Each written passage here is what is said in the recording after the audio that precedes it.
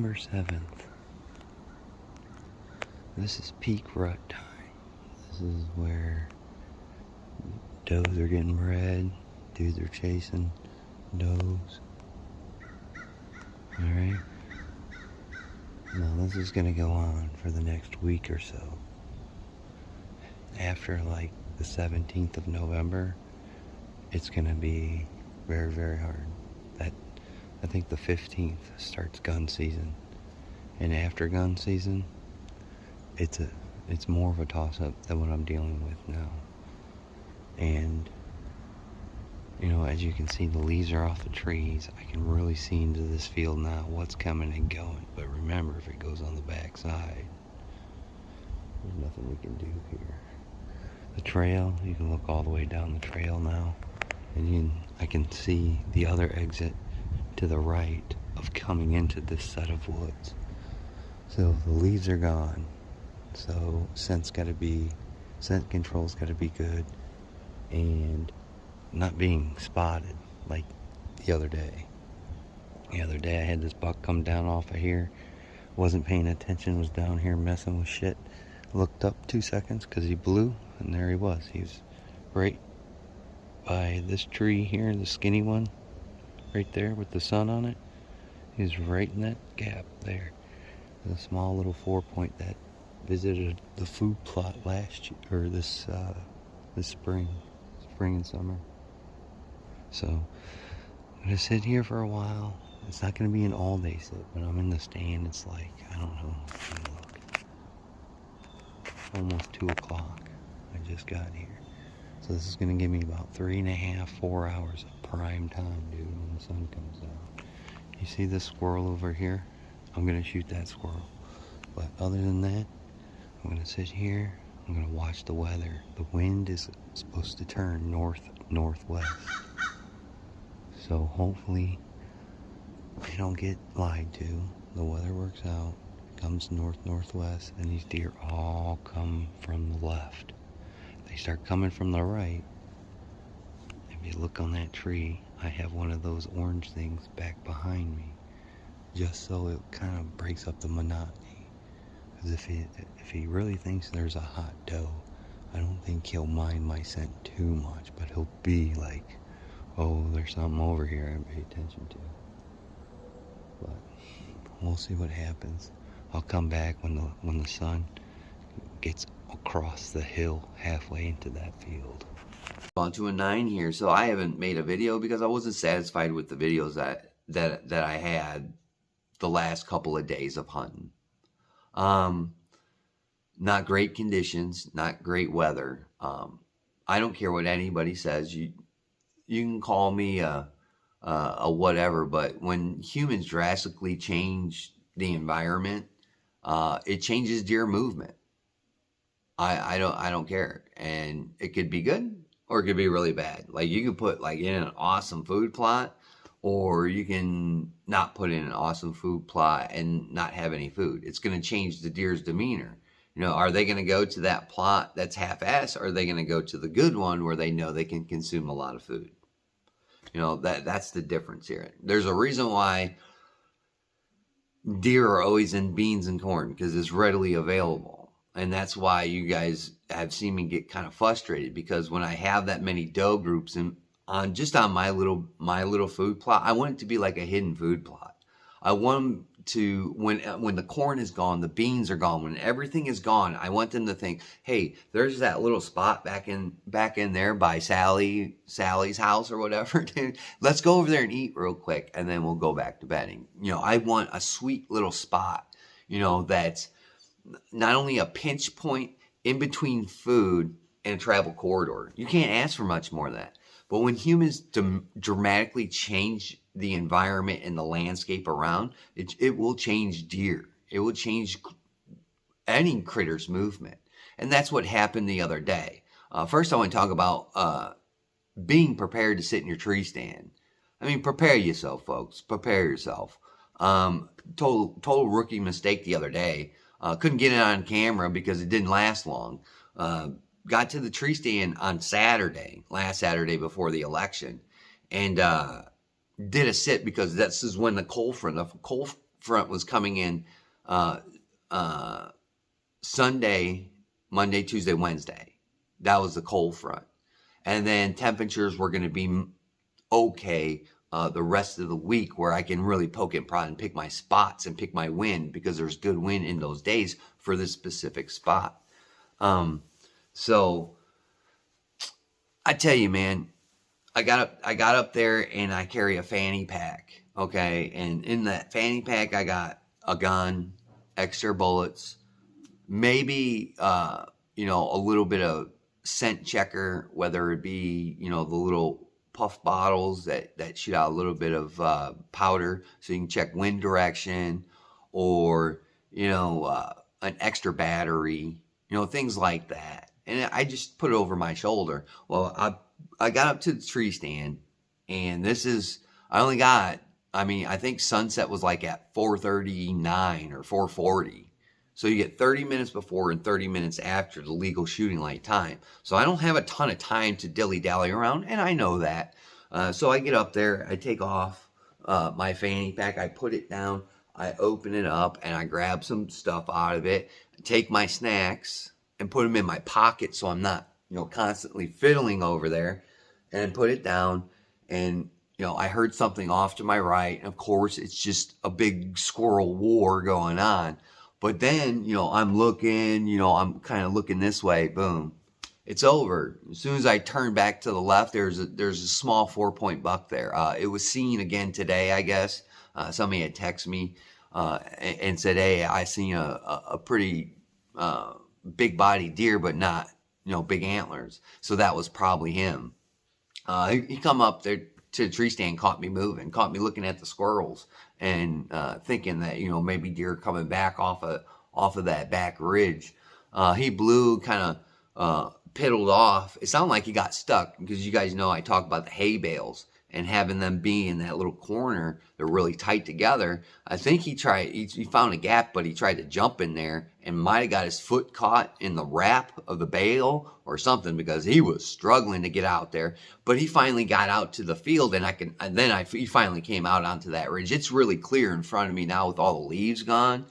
So if anything comes over that ridge over there, that field, man, we're going to get a good shot of it. I seen turkeys today that were clear as day, big gobblers, but you can really see in that field. And it was a 4-point, decent buck, but he made me, and I seen him. He started to stroll back the other way, so I grunted that way. He didn't like that, and he took off and went back to the left.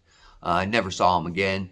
Never saw anything the rest of the hunt until like literally 5 minutes before legal shooting light was done, and you saw some of the doe group come back off this other section of woods that's connected to mine.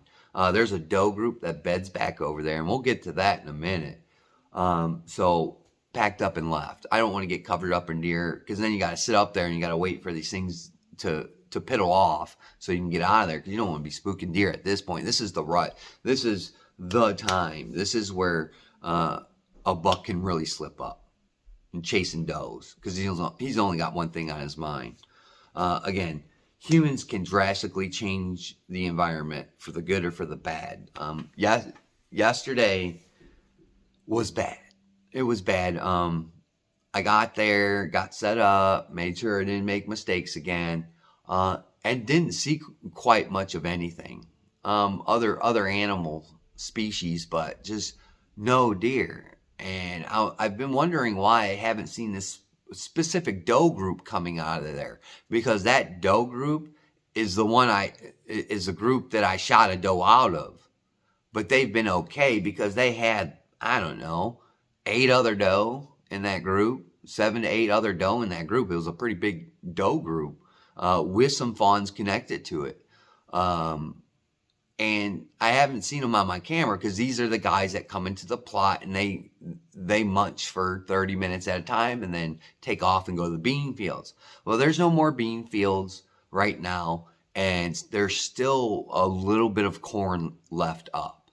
I don't know, and they keep on taking row here, a row there. I mean, I don't know agriculture, and I'm not gonna act like I do. but there still is food up. I mean, grasses are still green. You know, alfalfa has not gone dormant. Hay has not gone dormant. So there's still a lot of food options. That was the whole point of this spot, you know, to put some food back there, you know, control it, manage it. You know, if there's too many deer getting in there, you know, shoot one out, calm things down. That way I have something to rely on in the winter. Because in the winter, when it comes December 5th, you better hope every single doe in your area is hot, because they're going to find cover and they're going to go find food or does, you know, for the second rut or maybe post rut if you're in that area. But this time right here, this is where bucks are making mistakes. I see it on the groups I'm a part of, man. Bucks are making mistakes at this point, and they're being harvested. They're being shot pretty good. But again, you know, yesterday I was sitting in a tree stand and I was filming, and I'm like, look, here they come. They came out a little bit better. They came out about 25 minutes before the end of legal shooting light, like after the 30 minutes that you're allotted. You know what I'm saying? So it's getting dark back there. You know, it's 4:35, almost, you know, 4:40. You know, we're reaching that territory, and they're halfway in that field. And I'm like, well, I know where they're going because they look like they're shifting, but they're running. You know, and I'm thinking there's a buck with them. You know, there's a buck chasing. I know who this is a different doe group, but I was like, man, there must be a hot doe in that group. And, you know, I'm looking at the time. So I looked at the video because I was trying to see some of the deer that were in that video. And you can hear me say, you know, I'm going to devise a plan. Hold on. And we'll come back to this. So I got down, I smelled smoke. And I'm like, man, somebody's burning leaves, because we can burn leaves here. But there was drought conditions, and they must have lifted the no burn ban. So, you know, it smelled like campfire leaves type of thing. And I can kind of see it getting hazy. You know, I don't know if that's the smoke or you know, the fog's kind of coming in, because we've had a lot of fog in the mornings the last couple of nights because of cool temperatures. This is why I'm in the tree stand, because it's cool temperatures. Deer have to move. And by the time I got to the end of the run on the ladder stand and turned around, the woods was really smoky. I mean, it was, at times I was kind of coughing a little bit, because it was like that wet smoke kind of smell.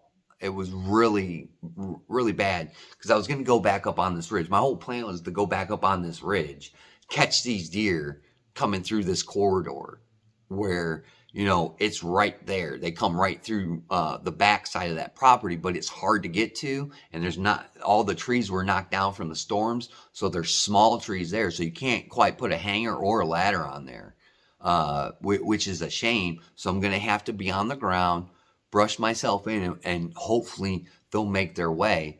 Well, again, I'm walking towards this ridge, and I look over, and I can see some deer coming off a set of woods, like, boom, they're gone.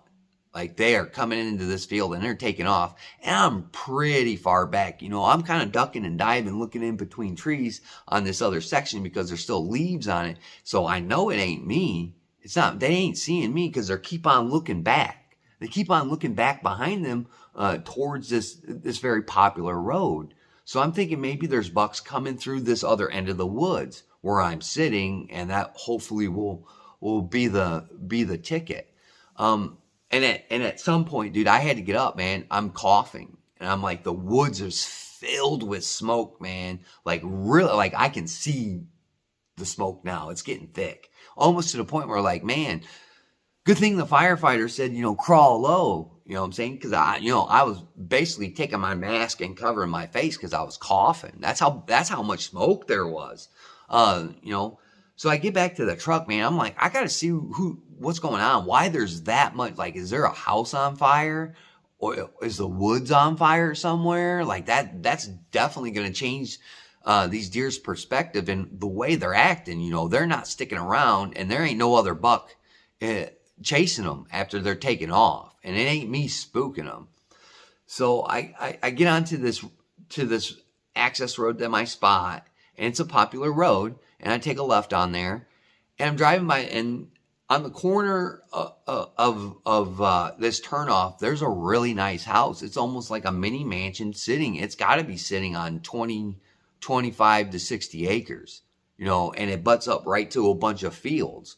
Well, this is where a specific doe group was bedding. And I know they were bedding there because I shot one out of that group. I know exactly who they are, and I haven't seen them.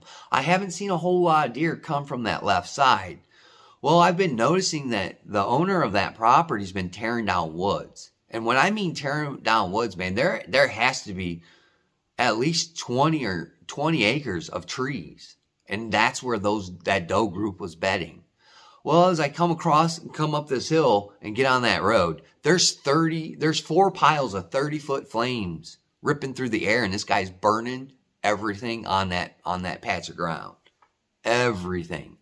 And, even driving that road, it was bad. I mean, people even called me and they're like, hey, were you at the tree stand today? I'm like, yeah. They're like, why was it so smoky? What was going on there? I'm like, this dude is, he ripped down a bunch of forest and he threw it all in a pile and lit a match.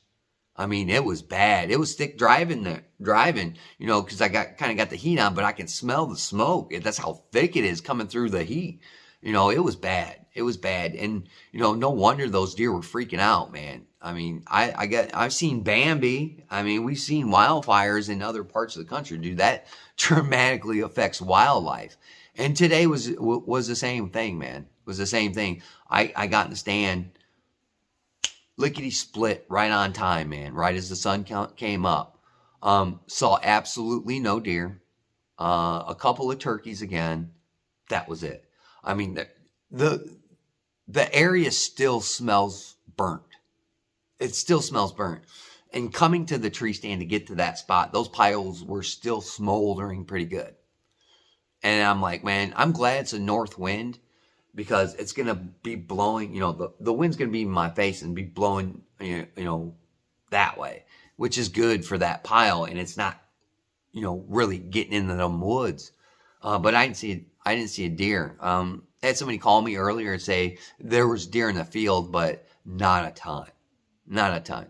And usually in some of those sections of those fields over there, there's 20, 30 deer at a time. No, those big doe groups are there. And I haven't been seeing them. And I think it's because when he can do what he wants, but when he tore all those woods down on that section, he tore all that doe family's bedding out. All that cover for bucks, because I know there's bucks over there, because that's where the 8 is. I'll throw a picture up on here. He showed up on Sunday, but unfortunately I was at work at that time. I wasn't even off work at that point. But what can you do? Again, these deer, it's the rut. These deer are going to be showing up at different times. They're going to be showing up with other friends. Or you might be seeing bucks that you've never seen before that may be better than the core bucks in your area. You never know. Very dramatic change here at this hunting spot. And even sitting there, I got on a tree stand at 11 o'clock. I had some other stuff I had to do. I had some other errands I had to do them. You gotta be an adult. And these people pulled up, and they're working directly off the right side of the tree stand there. And they pulled the generator up there, turned it on, and started cutting. I mean, it's over, man. That day today was spent. And I didn't want to go back there. I mean, there's nothing you can do, man. Humans change the dynamics of animal travel. Sometimes for the good and sometimes for the bad, but you got to take what you can get. Looking at the weather for the next couple of days, there's promise there. But I think I'm going to go to a couple different spots coming up for this another small mini cold front coming through. But this is the reality of it, man. I might not. This spot may not settle down until snow hits the ground and people's outside activities come to a halt for the time being until next spring and summer. That and even I was talking to somebody today, even they aren't seeing the deer they usually see, and they know where they're going. So all where those deer are running to, that's probably going to be their main core area right now. It's going to be all back off the left side of the tree stand where the big guy is. All back up in those fields there. And they probably won't come back through.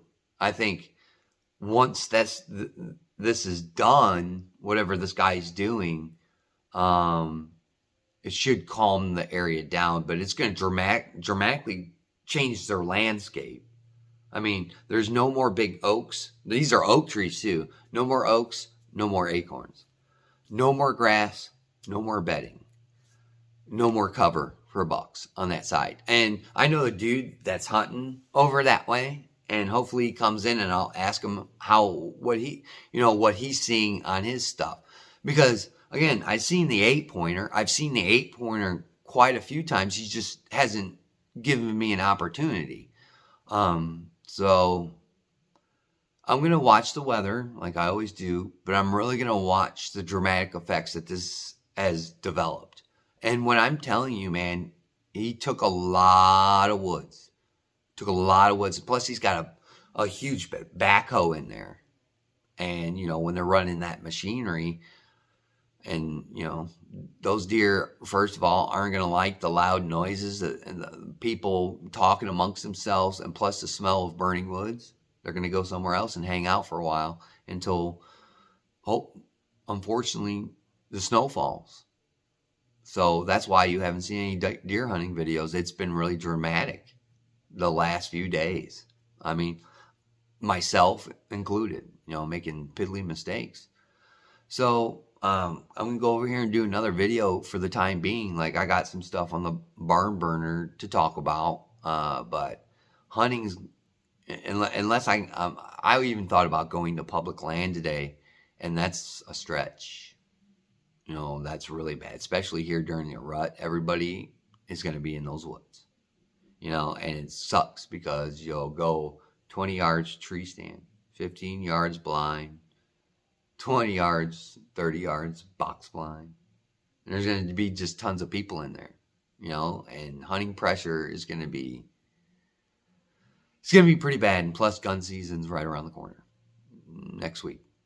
So if they weren't spooked out by blazing infernos and fat people in tree stands, they're going to be really annoyed by gunshots. So this is why I like to kind of tag out a little bit early, especially in the first part of November, because when gun season comes around, these deer are really going to be put on notice. So, I don't know, we'll have to see what materializes. I'd like to thank you guys for watching my videos.